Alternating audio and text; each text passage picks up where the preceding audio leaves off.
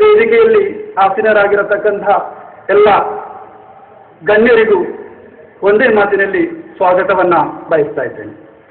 ಮಾತ್ರವಲ್ಲ, popular front ಇದರ ಕ್ಯಾಡರ್ಗಳಿಗೂ ಸ್ವಾಗತವನ್ನು ಬಯಸ್ತಾ ಇದ್ದೇನೆ. ಈ ಪರೇಡ್ ಅನ್ನ ನಾವು ಯಾವುದೇ ಒಂದು ಮೂಲೆಯಲ್ಲಿ ನಡೆಸುವಂತಹದ್ದಲ್ಲ, ಮಂಗಳೂರಿನ ರಾಜಬೀದಿಯಲ್ಲಿ ನಡೆಸುವಂತಹ ಒಂದು ಪರೇಡ್ ಆಗಿರುತ್ತದೆ ಎನ್ನುವುದನ್ನು ಅರ್ಥ ಮಾಡಿಕೊಳ್ಳಬೇಕು. ಅದಲ್ಲದೆ ಮುಂದೆ 100 ವರ್ಷಗಳಲ್ಲಿ ಸ್ವಾತಂತ್ರ್ಯ ಉತ್ಸವವನ್ನು ಆಚರಿಸುವಾಗ ಭಾರತ ದೇಶದ ವಿವಿಧ ರಾಜ್ಯಗಳ ರಾಜಬೀದಿಗಳಲ್ಲಿ ಈ ಪರೇಡ್ ಅನ್ನು ಕೊಂಡೊಯ್ದು ಈ ದೇಶದ ರಾಜಧಾನಿಯಲ್ಲಿ ಇದನ್ನು ಮುಗಿಸಿಕೊಂಡು ಈ ದೇಶದ ಸ್ವಾತಂತ್ರ್ಯದ ಕಾವಲಾಳುಗಳಾಗುತ್ತೇವೆ ಎಂಬ ಪ್ರತಿಜ್ಞೆಯನ್ನ ಈ ದೇಶದ ದೇಶಪ್ರೇಮಿಗಳಿಗೆ ನಾವು ಕೊಡಲು ಉದ್ದೇಶಿಸ್ತಾ ಇದ್ದೇವೆ. ಬಂಧುಗಳೇ, ಫ್ರೀಡಂ ಪರೇಡ್ ನಮ್ಮ ಈ ಕಾರ್ಯಕ್ರಮ ನಮ್ಮ ದೇಶ ಪ್ರೇಮವನ್ನು ಸಾಬೀತುಪಡಿಸಲಿಕ್ಕಲ್ಲ,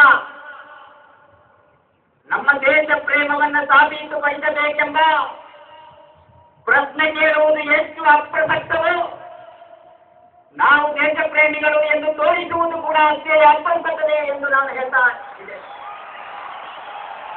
പോപ്പുലർ ഫ്രണ്ടിന്റെ കർമ്മനിരതരായ തുണക്കുട്ടികളുടെ മുഖത്ത് നോക്കുമ്പോൾ എനിക്ക് പറയാൻ സാധിക്കും, ഇവിടെ തടിച്ചുകൂടിയ ആത്മവിശ്വാസം സ്ഫുരിക്കുന്ന മുഖങ്ങളോടുകൂടി ഇവിടെ ഒരുമിച്ച് കൂടിയിരിക്കുന്ന ജനങ്ങളെ കാണുമ്പോൾ എനിക്ക് വളരെ സന്തോഷത്തോടു കൂടി, ആത്മവിശ്വാസത്തോടു കൂടി, തന്റേടത്തോടു കൂടി, അഭിമാനത്തോടു കൂടി പറയാൻ സാധിക്കും, തീർച്ചയായും എന്റെ മുൻപിലിരിക്കുന്ന ഈ സഹോദരങ്ങൾ അവർ തീർച്ചയായും സ്വാതന്ത്ര്യത്തിന്റെ കാവലാളുകൾ തന്നെയാണ് എന്നെനിക്ക് പറയുവാൻ സാധിക്കും. ബേശക് हम ऐलान करते हैं कि हम सब आजादी के मुहाफिज रहेंगे.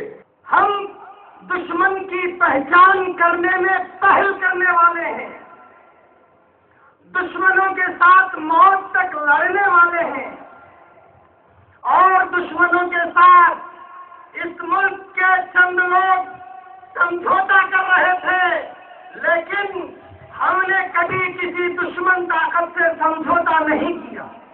ये इन्फॉर्मरी करने वाला गद्दार, ये सावरकर के औलाद आज हमें आजादी मनाने से रोकना चाहते हैं. ಬೆಂಗಳೂರಿನಲ್ಲಿ ಬಾಂಬ್ ಆದ ತಕ್ಷಣ, ಗುಜರಾತ್ನ ಅಹಮದಾಬಾದಲ್ಲಿ ಬಾಂಬ್ ಆದ ತಕ್ಷಣ ಮುಸ್ಲಿಮರ ಮೇಲೆ ಬೊಟ್ಟಿಟ್ಟು ತೋರಿಸಿದಾಗ ಹೆಸರಿಗೆ ಅಡ್ರೆಸ್ಸೇ ಇಲ್ದಿರುವಂತ ಇಂಡಿಯನ್ ಮುಜಾಹಿದ್ದೀನ್ ಅನ್ನೋ ಕಡೆ ಗುರುತಿಟ್ಟು ತೋರಿಸ್ತಿರ್ಬೇಕಾದ್ರೆ ತೆನ್ಕಾಸಿನಲ್ಲಿ, ತಮಿಳುನಾಡಿನ ತೆನ್ಕಾಸಿನಲ್ಲಿ RSS ಕಚೇರಿ ಫೋಟೋ ಮಾಡಿದ್ದು RSS ನವರೇ ಅಂತೇಳಿ ತಮಿಳುನಾಡಿನ ಪೊಲೀಸ್ ಇಲಾಖೆ ಹೇಳ್ತಿದೆ ಅಂತ ಹೇಳೋದು ಬೈಗಳಾಗಲ್ಲ. ಮಹಾರಾಷ್ಟ್ರದ ವಾಶಿ ಮತ್ತು ಮಹಾರಾಷ್ಟ್ರದ ಪನವೇಲ್ನಲ್ಲಿ ಒಂದು ನಾಟಕ ನಡೆದಿದ್ದಂತ ಥಿಯೇಟರ್ ಮುಂದೆ ಬಾಂಬ್ ಹಾಕಿದಾಗ ಆ ಬಾಂಬ್ ಹಾಕಿದವರು ಸನಾತನ ಸಂಸ್ಥಾ ಅಂತ ಹಿಂದೂ ಸಂಘಟನೆಯ ಕಾರ್ಯಕರ್ತರು ಅಂತ ಮಹಾರಾಷ್ಟ್ರದ ಪೊಲೀಸರು ಹೇಳಿದ್ದಾರೆ. ಅದು ಪತ್ರಿಕೆಗಳಲ್ಲಿ ವರದಿಯಾಗಿದೆ ಅಂತಂದ್ರೆ ಅದು ಯಾರ ಮೇಲಿನ ಬೈಗಳು ಅಲ್ಲ. आज हम यहाँ पर ऐसा मंजर जो दिखा रहे हैं वो इस बात का सबूत है कि हमारी रगों में आज भी उन मुजाहिदों का, उन शहीदों का खून दौड़ रहा है. डेवलपमेंट तो हो रहा है, लेकिन किसका?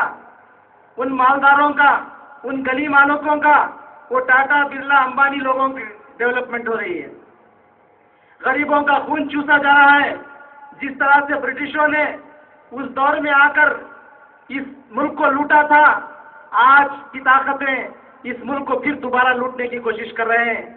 ಇವತ್ತಿನ ಈ ಐತಿಹಾಸಿಕ ಆಕರ್ಷಕ ಸ್ವಾತಂತ್ರ್ಯ ದಿನಾಚರಣೆ ಮತ್ತು ಫ್ರೀಡಂ ಪರೇಡ್ನಲ್ಲಿ ಭಾಗವಹಿಸಿದ ಎಲ್ಲ ಕ್ಯಾಡೆಟ್ಗಳಿಗೆ ಮೊದಲಾಗಿ ಹಾರ್ದಿಕ ಧನ್ಯವಾದಗಳು.